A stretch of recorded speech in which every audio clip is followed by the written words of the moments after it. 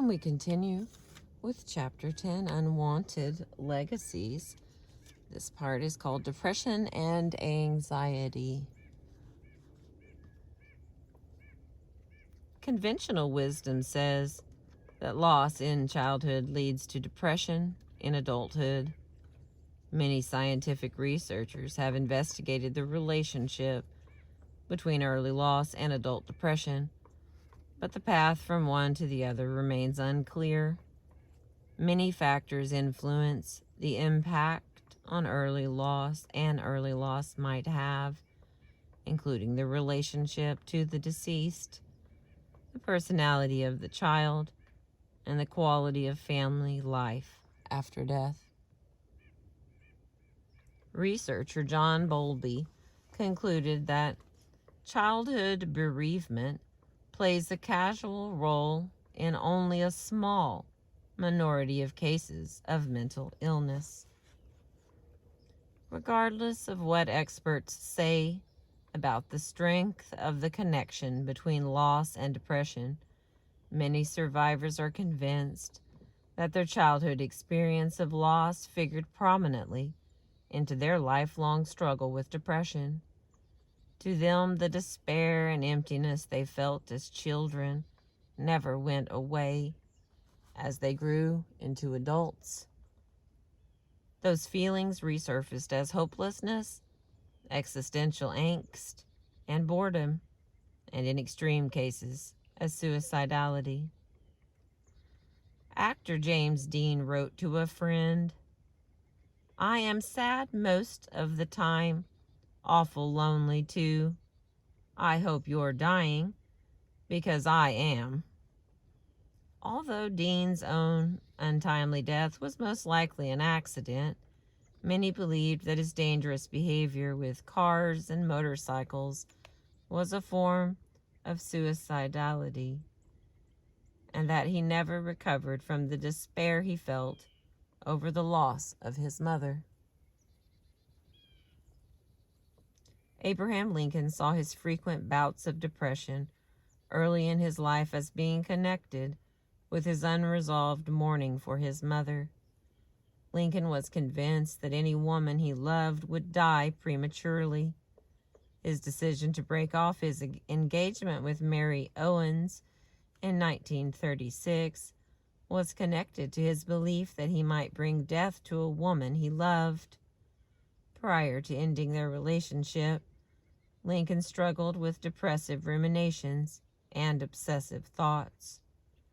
Eventually, he severed the engagement, writing to Mary Owens that he wished her a long life and a merry one. In some cases, depressive symptoms seem so severe that they lead to hospitalization or suicide. Arthur William Styron, who wrote eloquently of his depression in his book Darkness Visible, attributed his lifelong depressive illness to the early death of his mother. Loss in all its manifestations is the touchstone of depression, in the progress of the disease and most likely in its origin. Styron believed that his mother's death when he was 13 figured as a probable genesis of my own disorder. When he was in the throes of a depressive episode, Styron felt his life to be dominated by loss, the loss of things, of time, and of people close to him. Although he was hospitalized only once for his depression, Styron came to believe that depression had clung close to the outer edges of my life for many years. Once he acknowledged how ever-present depression had been in his life, Styron realized that suicide and death had been themes in several of his books.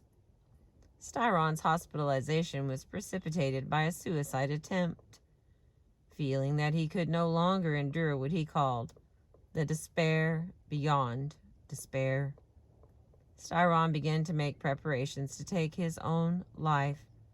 On the night of his intended suicide, Styron was watching a movie. The musical score included a song Styron's mother used to sing. Hearing the song, Styron felt something that had been absent from his life: pleasure.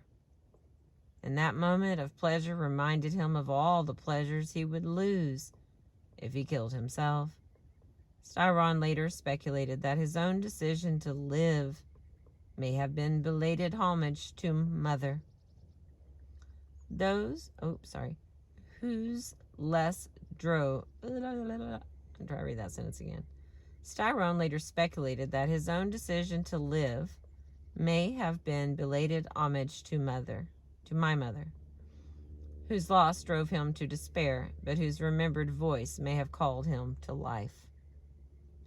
Others have lost the battle with depression and committed suicide.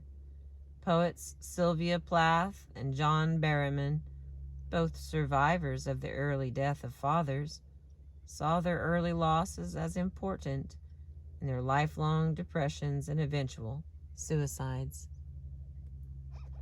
Because of the pain that she suffered over the loss of her father, Plath likened herself to a Holocaust survivor, an honorary Jew, having earned her place by the pain she had endured. In his epic poem, Dream Songs, John Berryman writes about a character named Henry, a middle-aged white male who has suffered an irreversible loss. Berryman tells the reader that Henry is not the poet himself, although his character sounds pointedly autobiographical. Throughout the many dream songs that make up this epic poem, Berryman refers to the suicide of Henry's father and to Henry's struggle with depression and despair. At one point, the poet says that nothing in all the great cities of the world can make up for the horror of unlove. And at another point he writes, grief is fatiguing. The character Henry is drained by a lifelong struggle with depression, anger, and loneliness.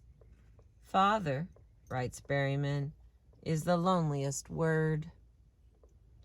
In one of the final dream songs, Berryman describes vividly the self-loathing the depressed person often feels before a successful suicide.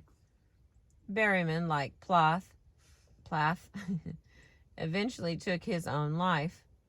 Henry, monstrous bug, laid himself down on the machine in the penal colony without a single regret. He was all regret, swallowing his own vomit, disappointing people, letting everyone down in the forests of the soul. Although many of the people I interviewed talked about feelings of emptiness, sadness, and longing, none described the kind of depressive anguish experienced by William Styron or John Berryman. One woman, Rebecca, did undergo a psychiatric hospitalization for depressive symptoms later in her life. Rebecca's mother had died when Rebecca was only 6, and the child was left in the care of a distant and withdrawn father and a self-involved and callous stepmother. Throughout her childhood, she remembers thinking, nothing in this world comes close to being cherished by 2 parents. Rebecca first experienced depression after her first child was born. She felt overwhelmed at the task of being a mother, both because she had no model for how to mother and because she felt that she had no one to help her. At the time of her daughter's birth, Rebecca recalls feeling exhausted and anxious. However, she was successful at taking care of this child, and she experienced no repetition of this early depression with the births of her other children.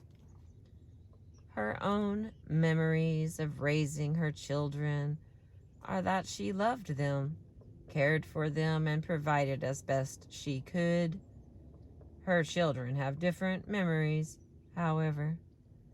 They tell Rebecca that living with her was like living with a Holocaust survivor. They often felt that their mother was so overwhelmed by her loss and the pain of her childhood that she could focus on little else. They recall that Rebecca talked often about the loss of her mother. Rebecca has no such recollections, and when she asks her husband and friends, she gets confirmation of her own view of reality. Yet, she must face the fact that her children saw it differently. It may have been that she only talked occasionally of her own depression and loss, but for her small children, her infrequent reminiscences seemed overwhelming. On the 40th anniversary of her mother's death, Rebecca became inconsolable. She began weeping and shaking, and her despair was so profound that she entered a hospital for psychiatric treatment. During her 7-week hospitalization, she remembers weeping openly for her mother. In particular, she remembers a psychodrama exercise in which her leader asked her to imagine that she was seated in the same room with someone who had died long ago. She was then told to say out loud to this imaginary figure words that had been held inside but never uttered out loud. Rebecca cried out loud and sobbed over and over again, "I miss you. I miss you." Following her hospitalization, Rebecca initiated several attempts to reconnect with surviving members of her mother's family. She has since attended several family reunions in which she feels welcomed and accepted by this large group of people who look like her. Rebecca has also begun going to the cemetery on holidays and special occasions to honor her mother. She feels as if she is righting a wrong and restoring something that was taken away long ago. While most survivors who experience psychic distress label it as depression, others are left not with depression, but with profound anxiety. For these individuals, the world seems changeable and unpredictable, and they fear that even that which seems most secure could be taken away on a moment's notice. After her father's death when she was only 12, Claire came to see the world as an insecure and unsafe place. "I started to think that things could be swept away tomorrow." In reality, much was swept away after Claire's father died. Claire's mother became anxious about the family finances and sold the big house in which Claire had grown up. There was no realistic basis for her mother's anxiety. The family's finances were quite secure, yet that anxiety dominated Claire's experience immediately following her father's death.